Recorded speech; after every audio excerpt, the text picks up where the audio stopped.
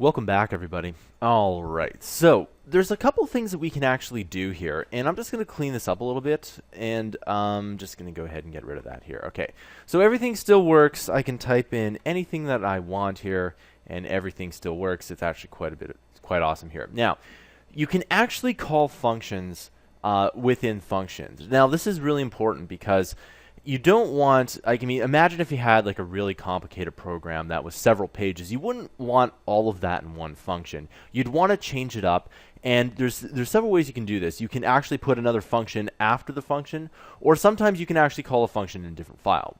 It's up to you. And but one thing we do is let's just go ahead and make another function, and we'll call this function function work. Okay. We add those two brackets, and of course we need the two curly braces like this. Okay, so now that we have function work here, and for some reason that error has been popping up lately, but you don't need to worry about it. It just means that my work is not going to get saved.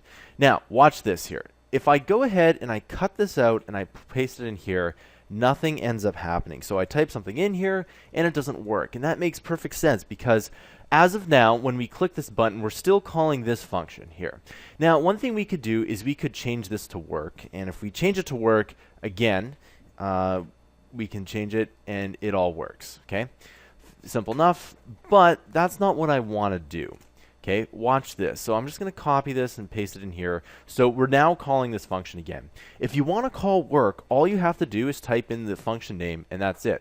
So what's going to happen is that when it calls this function here, it's going to go to change the text, and it's just going to call work here. So if I type in the word fun, it should work. All right, and that's all it is. Now you're probably wondering, in this specific example, this is ridiculous, right?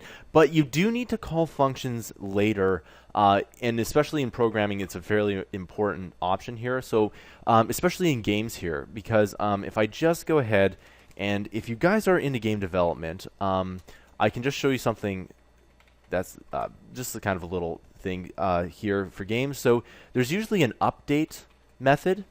And what this update method is that it constantly runs on a loop, because games always run on a loop, like it's always refreshing.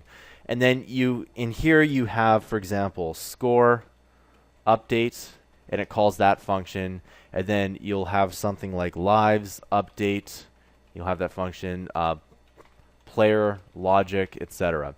So usually that's something where it would work, specifically in games. That's where you would use this a lot. And a lot of games, they do have this, where they have a whole bunch of different options here. And sometimes you can even do, for example, player logic, and then it can go to others. Now, I could do maybe and talk for an hour on this concept here, but all I wanted to show you is that you can call other functions within functions. All right, I'll see you guys in the next tutorial.